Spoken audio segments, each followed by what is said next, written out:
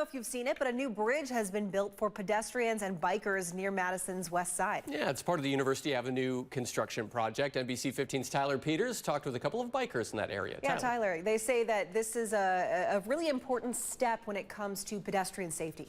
Yeah, Maria, Mark, the bridge goes over University Bay Drive. It connects with the bike trail that runs parallel to University Avenue. But before the bridge was built, a board member with Madison Bikes says it was a very scary area to cross.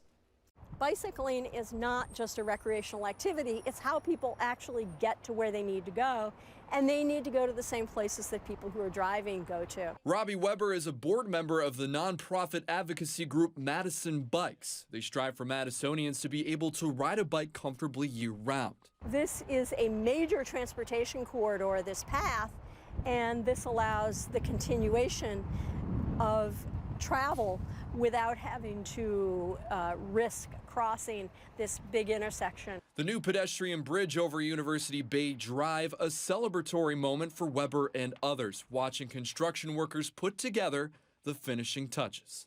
We all set up lawn chairs over there to watch them raise that central span into place, which was very geeky but kind of a lot of fun.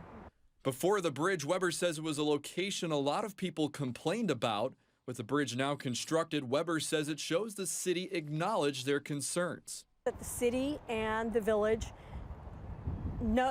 recognize that there are people who are not driving and that they also need safe and comfortable accommodations to get to their destinations.